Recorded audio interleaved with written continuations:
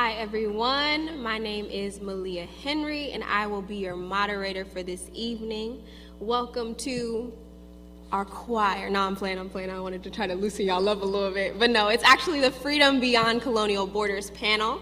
Again, my name is Malia Henry. I am Communications Director for the African Black Coalition. Pronouns are she, her, and hers. I am also a senior at the University of California, San Diego. Since we're on hopping, go ahead, rep your school in the chat. Majoring in International Studies, Economics, minoring in African American Studies. So just for our panelists, I would like you all to give me your name, your pronouns, as well as the organization that you will be repping this evening. So we'll go ahead and start with you. Peace, peace. Happy to be here, everyone. My name is Tyrone. Pronouns are he, him, and I'm representing Bookman Academy this evening. Greetings, everyone. My name is Miles Henderson. Pronouns are he, him, and I'm representing True Culture University. Hotep, everyone. My name is Kailah Ruffen. My pronouns are she, her, and hers. I'm here representing the Florida African American Student Association, Incorporated. Peace, everybody. My name is Claude Gatebuke. Pronouns he, him, and I'm representing the African Great Lakes Action Network, also pronounced as AGLAN. Great. So I do have a few questions that are specific to certain people. However, I'll give you the opportunity to respond to all of them. The first question is directed to everyone, so we can continue in the order that you did your introductions in. How does your organization serve African and Black people? Yeah, so Bookman Academy is a Pan-African organization. We are dedicated to changing the material needs of our people globally and locally. We focus primarily on political Pan-African education, Afrocentric education. So we really try to impact the minds of our people and direct their learning from their cultural, historical background, their cultural outlook on the world, and utilizing that in order to change our situation globally today, in order to acquire true liberation across the board for all of us. And that's essentially the steps that we are taking towards true liberation. Thank you so much. True Culture University is a Pan-African collegiate platform that aims to connect all Black college students in the world into a single portal. So what we have done right now is we have established different collegiate chapters at universities in Ethiopia, Ghana, Kenya, as well as in Brazil as well as a multitude in the United States. And our goal is to essentially engage with these students on these campuses and get them to engage with the ideas of Pan-Africanism through various medium and forms. We have been working primarily with getting students in a position to publish their own student-written pieces and articles to showcase their perspective and what it means to be Black in their reality and how they believe things can happen for them. So one of the main things that we're really excited to do right now is actually the rollout of our mobile portal app that is going to actually be connecting Black college students all over the world through a social media platform, and it allows these students to actually write and showcase directly with one another wherever they may be at in the world so that they can begin to identify and understand the different perspectives that are happening with Black people in all the multiple realities that we live in. Because we can talk about Pan-Africanism, but if we do not understand each other and have the infrastructure to engage with each other, it will not happen in the way that we're seeing it. Thank you. All right, so the Florida African American Student Association, also known as Fosa, we seek to empower college students throughout the state of Florida. Our goal is to provide them with a safe place to have those conversations about what may be hindering them, but not only to have conversations of what hinders them, but provide them with a skill set so that they can overcome those challenges and ultimately fine-tune their leadership skills to make sure that they are succeeding individually, but we know being Afrocentric that we're not just supposed to gain for self, but that they ultimately have more to contribute back to the community to make sure that everyone is benefiting from their skill set. And we do that throughout our colleges and universities in the state of Florida. We do this through the implementation of what we like to call the PACE plan. That is political activism, academic excellence, cultural awareness, and economic empowerment. In our organization, the AGLAN, the African Great Lakes Action Network, works to pursue peace, justice, and prosperity, mostly in the Great Lakes region of Africa, which is, one of the most populated parts of Africa, and one of the richest, in fact, one of the countries in that region, the Congo, is the richest country in natural resources with $24 trillion worth of minerals under its soil. However, the people live hand to mouth. And in our pursuit for justice, in our pursuit for lasting peace, we know that there can be no lasting peace unless there is justice. And one of the things that we do, and we have been doing, is actually raising awareness to a holocaustal genocidal that's taken more than 6 million lives in the Congo, and nobody seems to know about it. Most people are unaware that 6 million black people have been murdered in Central Africa in the last 25 years. And the sponsors, this includes our pursuit for justice, includes confronting the local players, the local sellouts, the presidents in the region, the Kagames, the Musevenis, the Kabilas. It's a confrontation with their Western supporters, the US and the UK. It's also a confrontation with multinationals that exploit, that are out in villages displacing people so that they can mine and sell us products that we consume, and most consumers are unaware of what actually happens, how we get so many electronics powered and things like that. So we raise awareness, but we also work with the victims, because eventually part of justice includes reparations. And so we serve the people because we provide a platform and a voice for the people. Thank you. I really appreciate you all's responses. I especially appreciate Claude for setting the stage, right? A lot of us may not really have a great understanding of what's going on in the continent of Africa.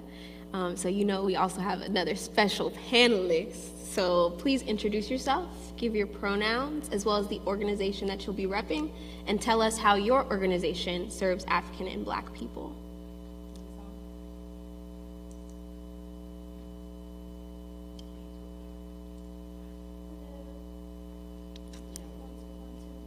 Give us one moment.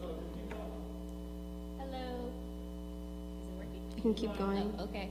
I am continuing to talk to you as a test for this mic. There you All go. right. Yeah. Hello, everyone. My name is Refiloy. My pronouns are she, her, hers, and my name, Refiloy. I'm the political organizing director for the Afrikan Black Coalition. I'm so happy to be here with you today. I apologize for being a little tardy to the panel, but honestly, my organizing workshop was pretty dope. Love it. We just had a really great conversation. But we're here now, and I would love to talk to you about how Afrikan Black Coalition serves Black people. I mean, we're all experiencing a little bit of it today and throughout this weekend, partnering with our campus member organizations to create this experience as we have for the last 19 years. In between conferences, however, we are an active organization serving Afrikan Black people through political education and programming, developing the tools for organizing not only on campus, but off of campus, right? Liberating the minds of Afrikan Black students to recognize their responsibility to the local communities, right? Disrupting this narrative of having to get out of our community, wherever that may be, but recognizing that we are meant to better those conditions for the masses of our people. And so in summary, we turn these institutions into places that not only are held accountable to retaining and matriculating Afrikan Black students, but really enforcing the responsibility of those students in their local community, and for those institutions to be funding and be also accountable to the communities that they disrupt. Amazing. So for our next question, I'd like everyone to respond, and we're actually going to start with Claude and end with Refiloy. The question is, what does freedom beyond colonial borders mean to you? Freedom, to me, right? To start? Yeah, freedom beyond colonial borders for me means multiple things, a number of things. And it means freedom for the global African being all descendants of Africa. My conviction is every single one of us that is a descendant of Africa has every right an equal right to the claim of Africa and African. That means people whose ancestors were kidnapped hundreds of years ago and brought to the Americas or taken to other places, as well as those of us who were born on the continent. We all have an equal right and an equal claim to Mother Africa. So freedom beyond the colonial borders including, these artificial borders that were cut out in Europe in 1885 at the Berlin Conference that cut out the map of Africa as we know it today. It means knowing that the life of an African and a person of African descent matters whether they were born in America, in the Caribbean, in Europe, in Asia, or on the African continent. It means when we say that Black lives matter, they matter everywhere. They matter in America, they matter in Africa. That we don't, that the dismantling of systemic racism, mass incarceration, the dismantling of the systems that use the local sellouts that I've spelled out at the beginning, the Kagames, the Kabilas, the Mobutus, all of the players on the African continent who basically are selling out the African people, just like there were local sellouts who sold our sisters and brothers, our ancestors, into slavery. Dismantling the legal systems that allow for people to commit crimes, kill millions of Africans on the continent or in the diaspora, and get away with it. It means that a country like Haiti does not pay reparations to France for its independence. It means that French West Africa does not use a French-controlled currency. It also means that Africans determine our own fate, our own affairs, meaning no interference, the end of neocolonialism and imperialism, and Africans, the people of African descent actually benefiting from the resources of Africa without being hindered.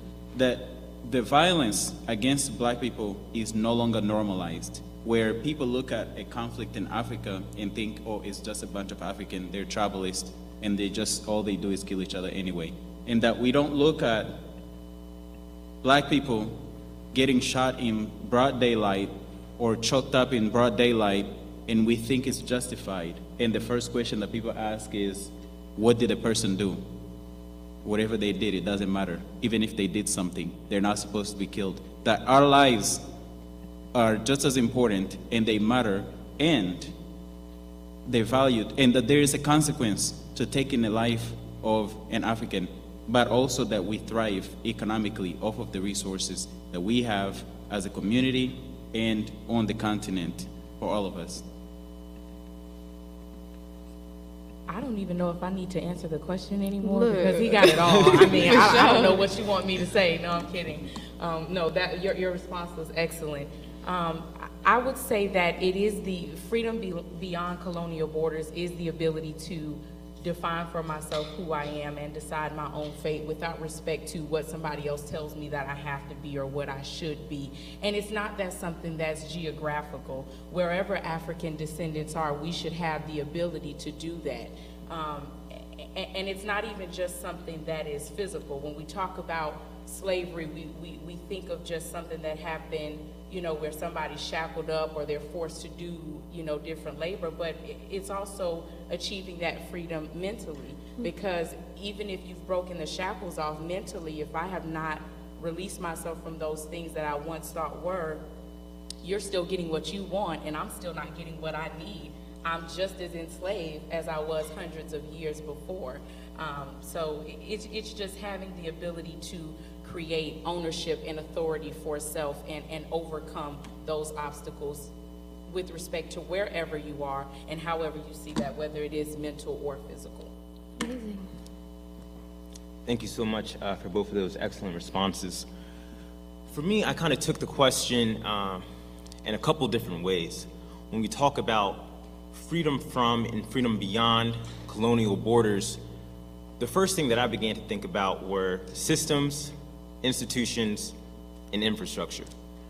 Because how is it that we as a people, us as a civilization, are going to be able to engage with these colonial borders that do exist until we come and create a global system for ourselves that encapsulates each and every single one of us? So when I thought of freedom and the ability for us to be free to express whatever it is, to do whatever it is we want to do as we see fit, that freedom only exists if we have the ability to maximally project our power onto the world so that we are in a position to do what we decide that we need to do.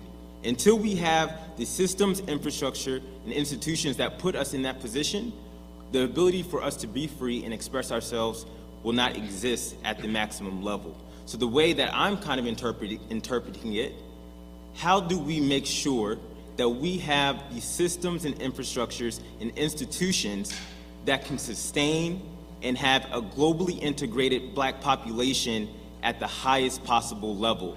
And until I believe we are there in our thinking and in our actions, the freedom that we are looking for to transcend and be beyond, it will always be slightly out of grasp. And that is kind of the framework that I would like to bring to the panel. So thank you so much. Yeah, that's the perfect layout for what I was about to say. So thank you for that. For me, freedom or liberation ultimately comes down to power, whether that's the power to prevent physical and cultural oppression of ourselves globally, whether that's the power to define what we want for ourselves, who we are as a people, whether that's the power to develop our own institutions, our own economic systems, our own cultural, political institutions and systems. So ultimately, it comes down to power. And if we don't have this power, we will never have the true liberation that we seek. And power is almost a dirty word when it comes to talking about conversations about freedom, liberation, etc. But without power, you can't have any freedom. And I think power in conjunction with the beyond colonial borders part, that can only come through Pan-African unity, the strong foundation for a Pan-African nation that accommodates all of us in the diaspora as well as the continent. So the two go hand in hand. But ultimately, it comes down to power. And power, unfortunately, comes down to violence, the ability to do violence, and we have to be prepared to actually make those steps if we want true liberation. My fellow panelists have given excellent responses. I would just add to that for me, freedom beyond colonial borders would mean ability to migrate without state violence, not necessarily the violence we need in order to defend and enact our own sovereignty as a people, but rather the violences of state and government that are existing, right? I myself grew up undocumented in this country much of my life, right? And I, as a South African, also witnessed how in my own country, Nigerian migrants in South Africa were being treated very poorly for a period of time. In fact, I had like a local Uber driver who was Nigerian a few weeks ago hit me up about it, and we were like, oh, your name, where are you from? And I was like, South Africa. And he was like, why are your people doing this? And I was like, whoa, haven't been there since I was 3, my guy. But he brought up an excellent point, you know, where is this lack of Pan-African unity coming from? You would think in the continent that those colonial borders might mean less. You know, I think a few years ago it was such that if you had any African passport, you can travel, which I think is certainly a step in the right direction. But we're still experiencing, not only for Africans like myself in the diaspora in the West, the violences of, you know, the lack of economic opportunity and ability to access jobs and other resources from being a non-citizen in a nation, right? That's what comes up, is the lack of state violence and actively, I guess, taking away opportunity to given populations based off of their nationhood and where they're from, because ideally in a Black nation, right, that we are not depriving each other of opportunities. And so I think the lack of state violence across borders, and just to reemphasize what was said about Pan-African unity, that there exist communities wherever we may go that will receive us and support us, regardless of where we may be in government infrastructures at the time. Thank you. The definition of freedom is generally very vague, so I appreciate the fact that you could expand on it for African and Black people within the diaspora, as well as from a Pan-African perspective.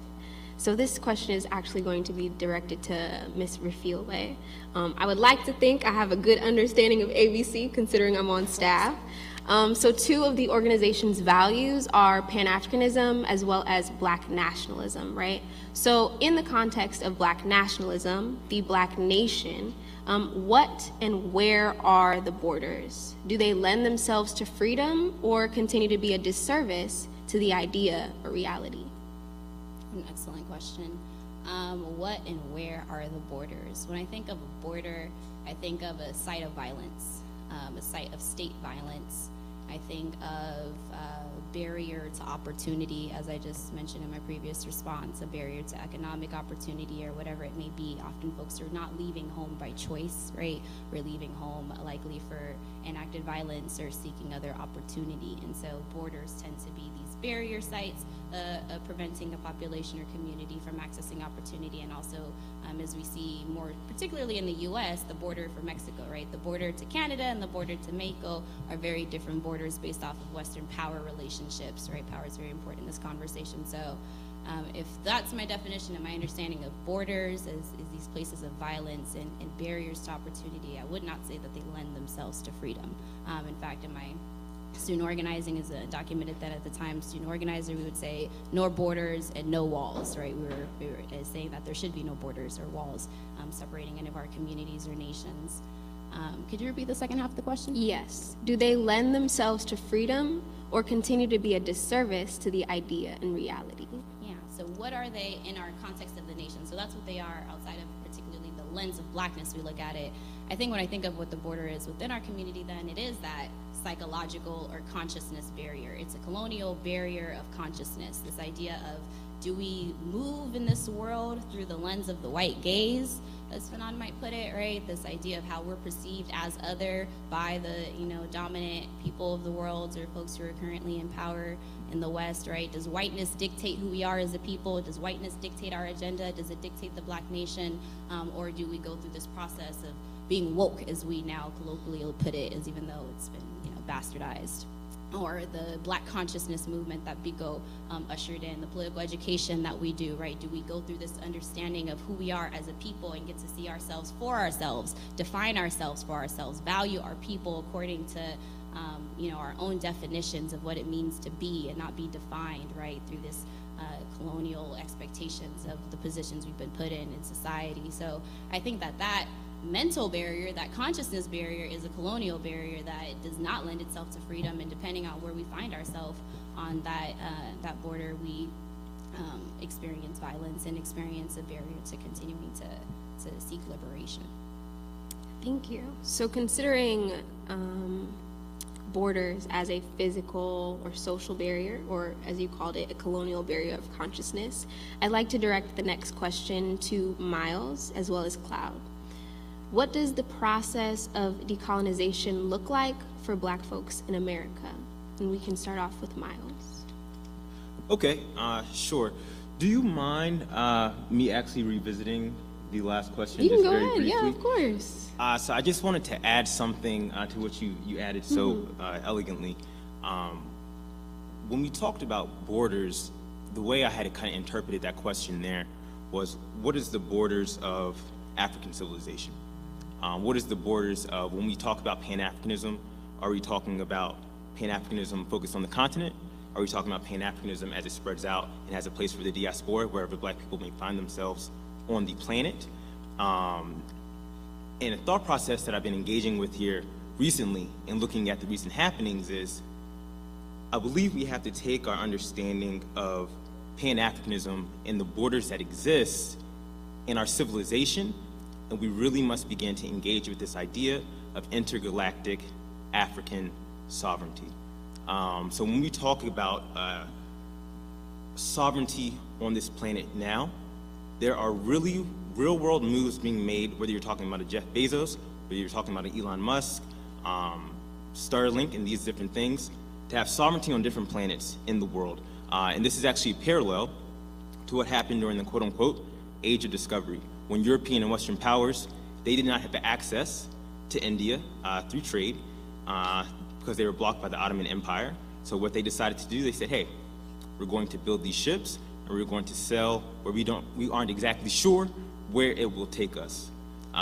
We are now living in a similar scenario where They are building ships, and they're not exactly sure where it will take them. But the last time that occurred, we saw the colonization of the entire planet.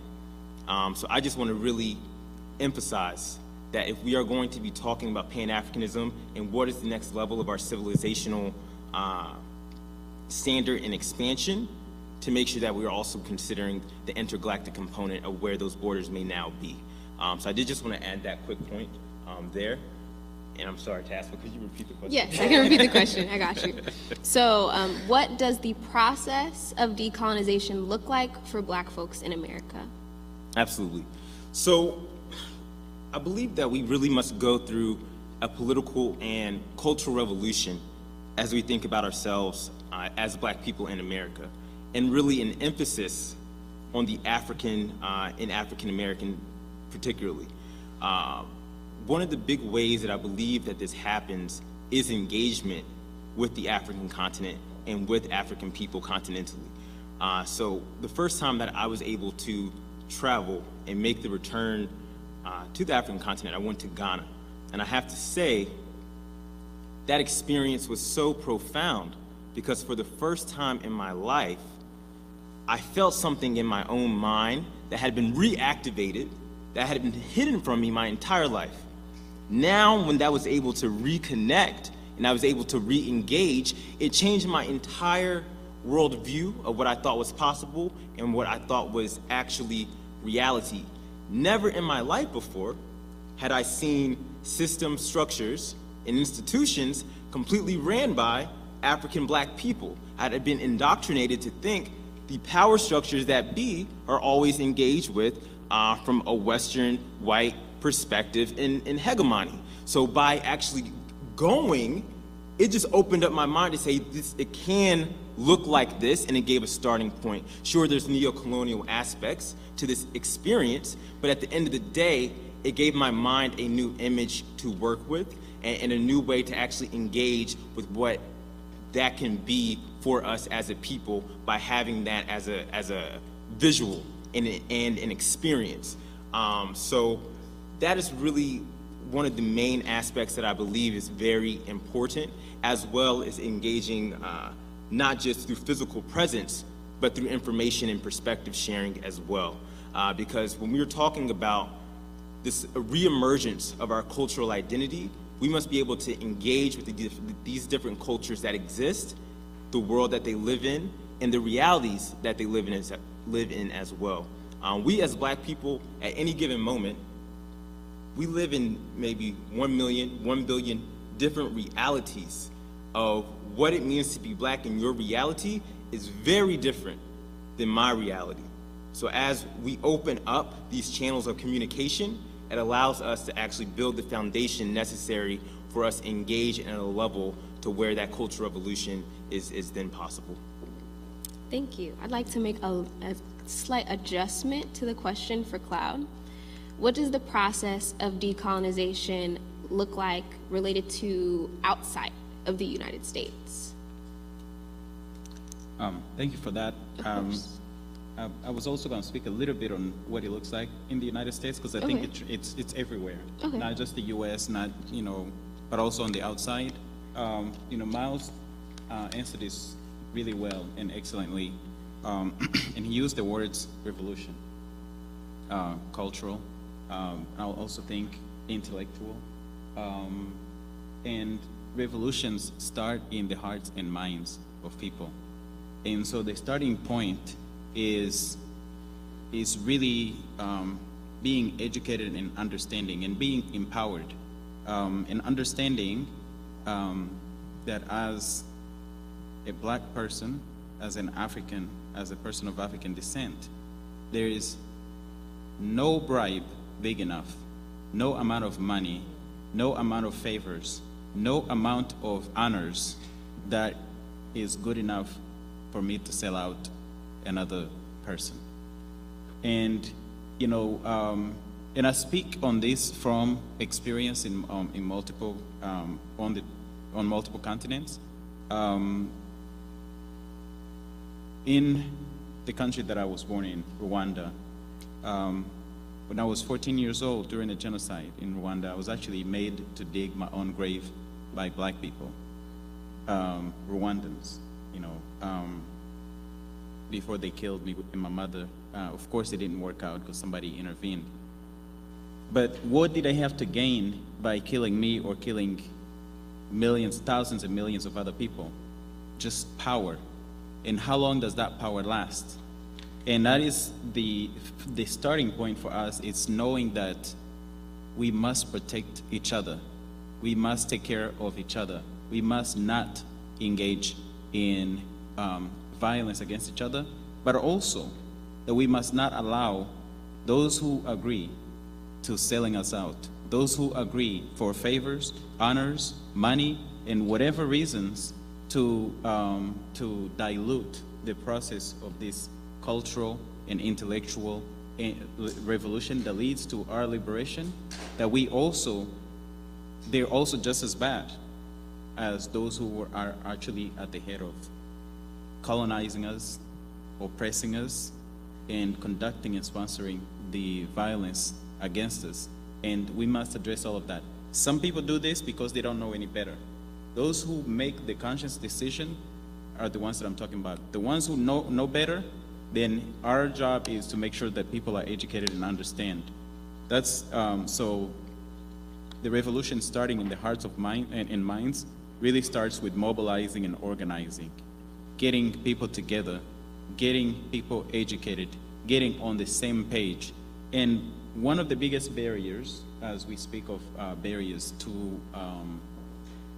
in our keynote spoke about it earlier today, to our liberation is anti-radicalism.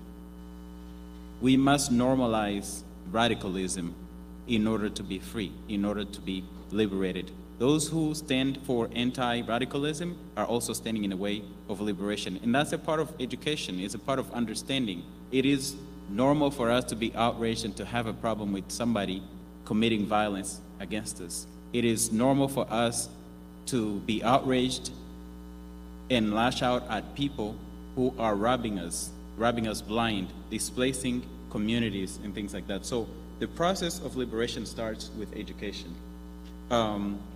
The process of going past colonialism, beyond colonial borders, outside of the US, also starts with education, where we have, for example, on the African continent, the majority of the population is under the age of 30.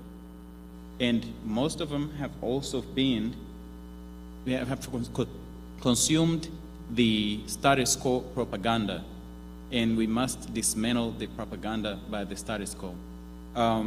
We must use the tools available and meet the people where they are. So one of the things that's happened recently, just a snapshot of what can be done, is the conflict in Ethiopia.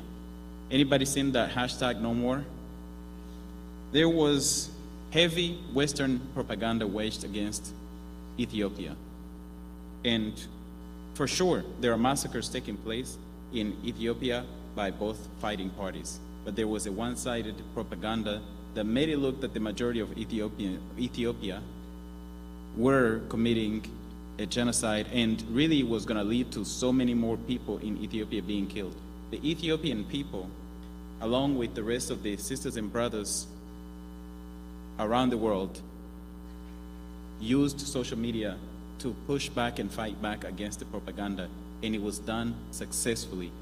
One of the tools that we must achieve, and I'm going to stop at this point because I can go on forever, is having our own media, being the messenger of our own message, and actually owning the message that we put out, versus where everything that's consumed is consumed by those who are oppressing us and those who benefit from oppressing us and who are normalizing violence against us, robbing us, running what information our people and we and the world consumes. Because when people are unaware, they don't care. And we must make everybody aware. We must make sure the world knows. One of my saying is, the world must know what is happening to us, what we are dealing with, what we are doing the message that we put out must be driven by us, for us, by us. And I'll stop there because I can go on forever. Thank you for the question. No, it's excellent. If you don't mind, I just want to emphasize you were saying and reminding us that we don't, organize in a neutral place or in a vacuum, right? That there are Western propagandists that will organize against our efforts, and that's the importance of political education and liberating our minds. When considering these institutions, we have to identify that are, not only propagandizing, but are actively still colonizing the continent and the diaspora. I just felt like I'd be really remiss if I didn't mention the role of missionaries today and how they are still active on the continent. For many Africans who are migrating, for LGBT Africans, they're forced out of their homes now because of parliaments who are listening to and are being paid by, right? These are paid leaders of our own continents who are seeking their own power, as mentioned before, who are enacting laws that are basically hate crimes against LGBT Africans throughout the diaspora. And so many of those folks are now in forced migration situations, having to navigate the world and find home in the same imperialist, spaces that caused their forced migration to begin with. And so missionaries did not end with Columbus or end with the missions, if you're familiar with San Francisco and everything else in California that's been named after some, imperialist white man, is a reminder that those missionaries are very much still active today and operating in the continent, forcing migration for our people. Thank you for sharing. I know Claude mentioned earlier that revolution is started in the hearts and minds. And if you know me, I love a good quote. So Marimba Ani actually has a quote. Intellectual decolonization is a prerequisite for the creation of successful political decolonization and cultural reconstruction strategies. This question will be directed to Bookman Academy, aka Mr. Tyrone. In your opinion, what is the significance of political education in the process of decolonization? Whose responsibility is it to educate? Firstly, I just want to ask if you got that Marimba Ani quote from my website. I sure did. Yeah, I did my research, I did. Yeah. So to go back to the question, I think we have to understand firstly that all education is political. So whether you're learning the indoctrination that they put in their history classes, what they leave out of their history books, whether it's studying mathematics at school, there's a reason why they use ancient Greek language and words for particular concepts, scientific concepts, and they don't use Gujarati, for example, even though India's got thousands of years more experience with science than ancient Greeks ever had. This is political. So I think we have to be specific to our situation. I prefer the term Afrocentric education as opposed to political education, because all education is political inherently. We live in a political system with people with agendas, particular decisions are made.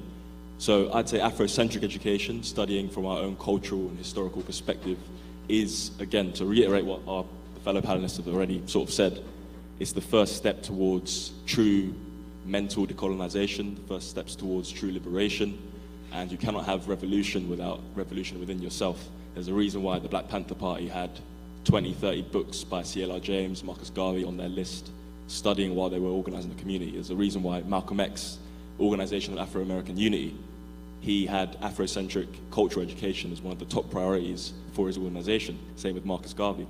So education from an Afrocentric standpoint is incredibly important in terms of building towards liberation, organizing our people, but that has to come hand in hand with material changes. Because it's all good just giving people books, telling them what to read, what to study. If they don't see the changes around them, there's not going to be any interest in that.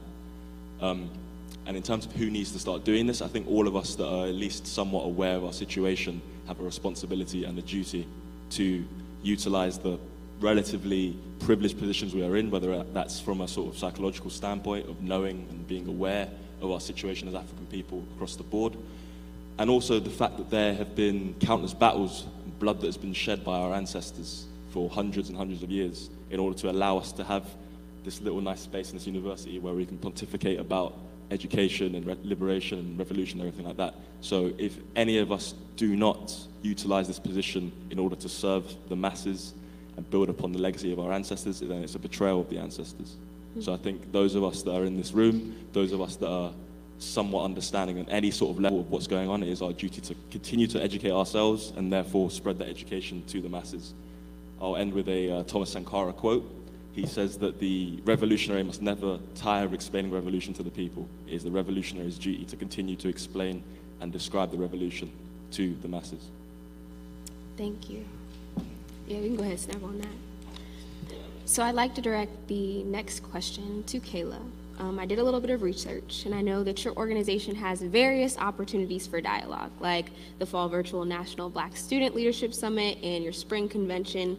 What is the impact of having discussions like these in academic spaces? What are the opportunities and limitations associated with it? So I'm going to work backwards. I'm going to answer the second part first. When it comes down to African people coming together and African descendants, I don't even like to think of limitations. In a sense. There is no such thing when we come together. The only time we are limited is when we start to separate. It's kind of like what Claude was talking about earlier, when people can pay us off to go against one another.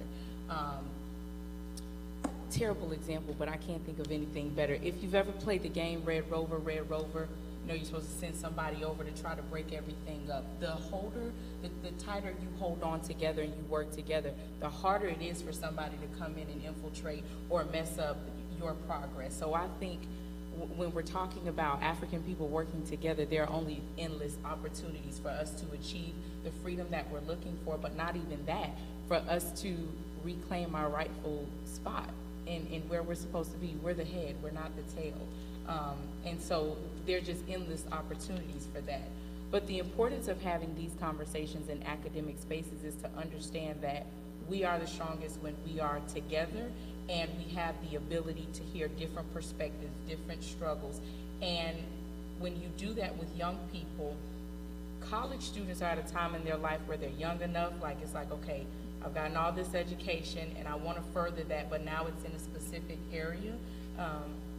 And so it's the time where they're young enough to get the work done. And the way our association works is our board is with young people, but we have a council of elders. So even though we're running the organization, we're getting that wisdom that we need, but we have the energy to carry it forward. So these conversations happening in college, it has the ability to reach more people.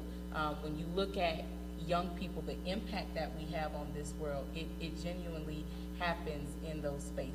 So it just has the potential of growing more, essentially. Thank you. So Can I add to that? Yeah, go ahead. Thank you for the answer. I want to sort of look at it from the flip side and the sort of negative effects that these conversations within academic spaces can have. I think that we have to understand that academia is an enemy of liberation ultimately.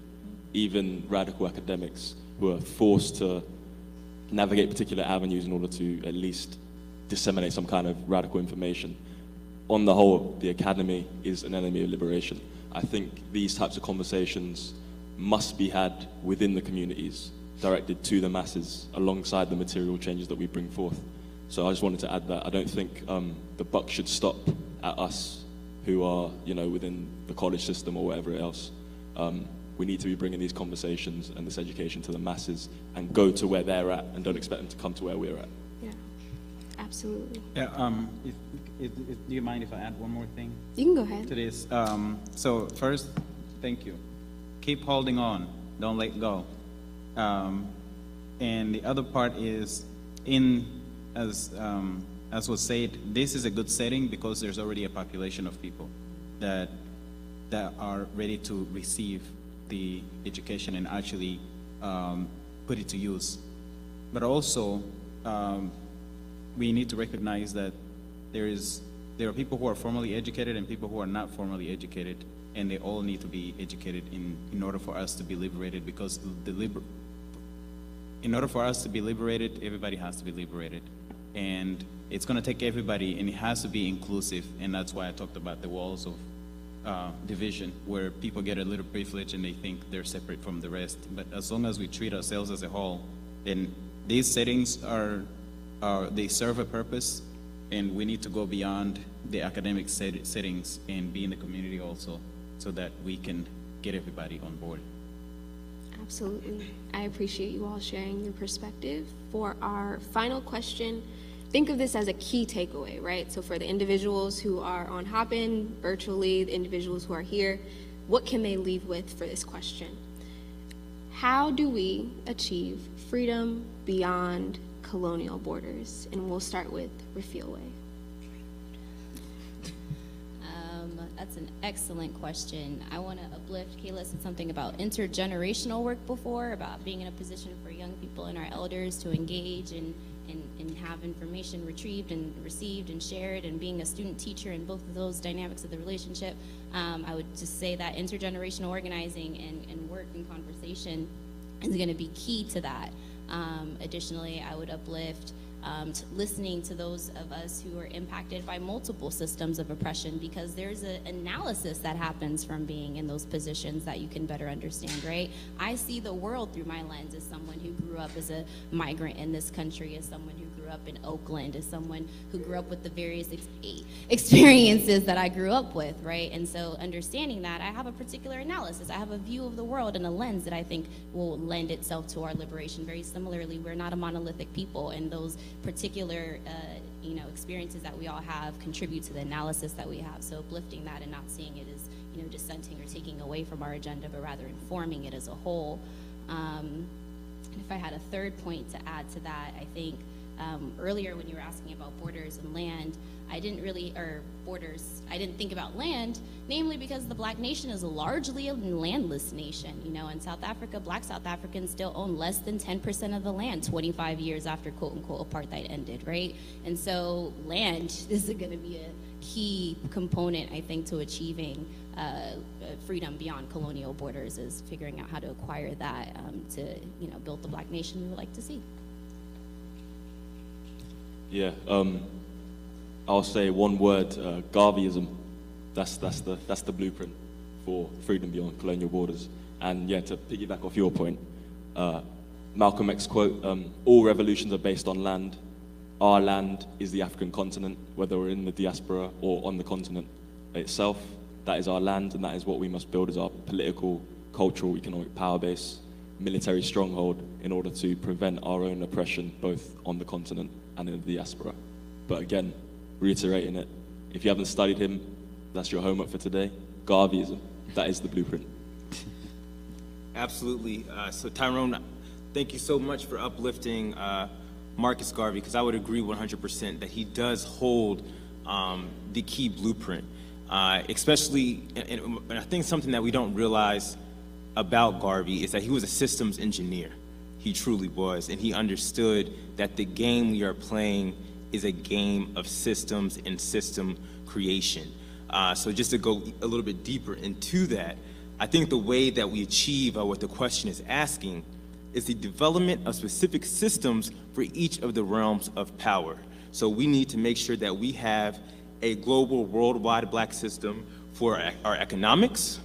And this is a very interesting time for economies, considering the different technologies that are emerging, whether we're talking about cryptocurrencies, blockchain, whatever, so be it, the ability to create new economic systems are there. When we're talking about new systems as it relates to political, Marcus Garvey, he said the UNIA was the provisional government of all Black people in the world. And he said, you are now a member of the UNIA by being a member of the race.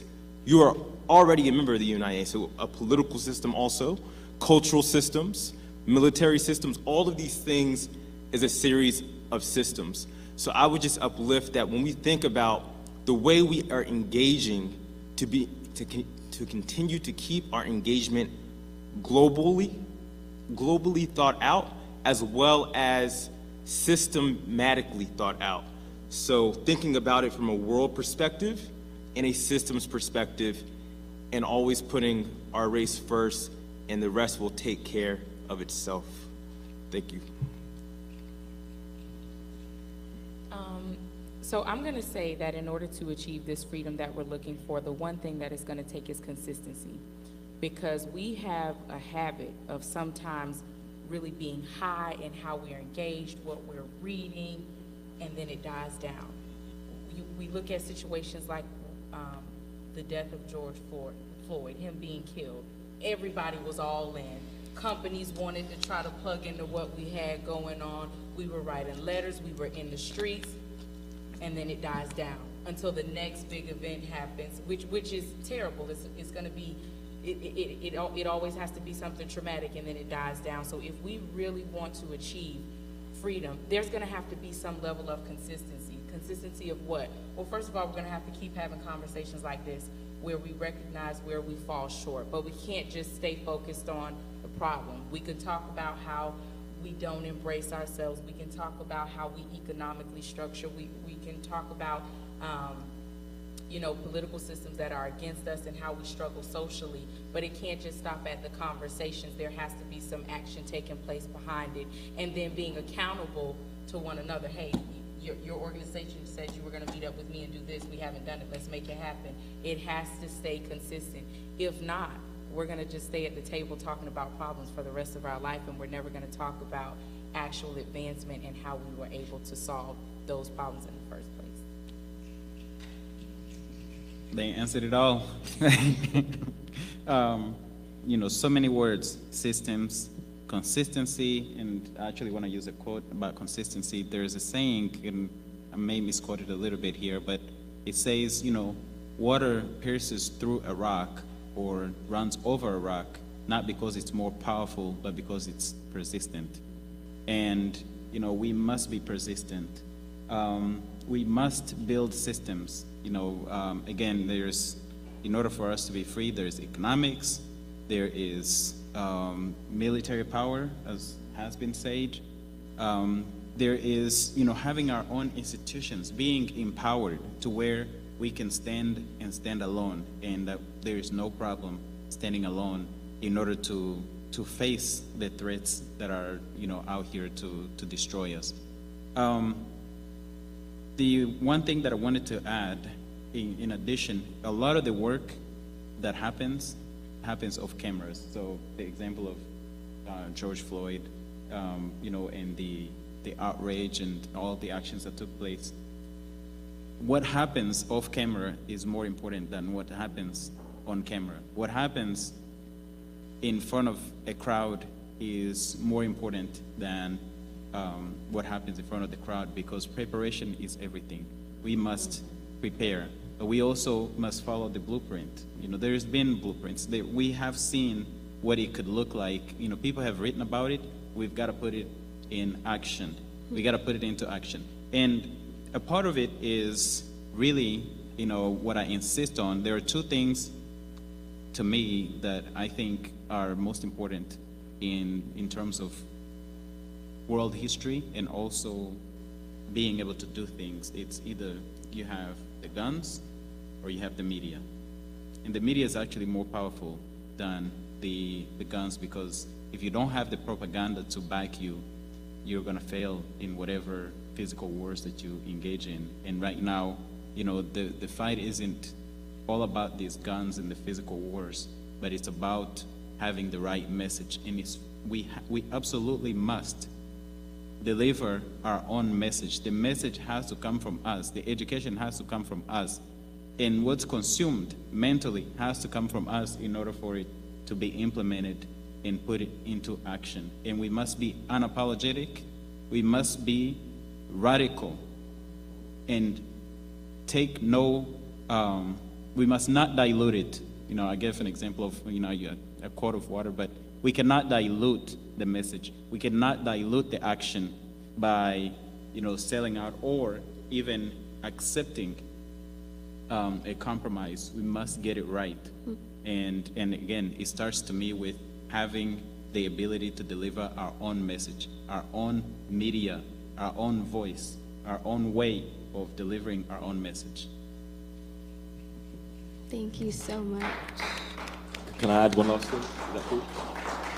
Say again? Can I add one last thing? Yes, go ahead. I just wanted to say, because you guys mentioned consistency and how there was sort of a huge outcry after George Floyd's murder, rest in power, and then of course it died down, as it inevitably does. That's because we don't understand the difference between organization and mobilization. Often we mobilize after the fact, spill out our outrage, and then we go back to our normal lives. I think we need to understand that organization is a preventary organizing system, and both on a sort of micro level within our communities and on a macro level, we are oppressed because we are out-organized.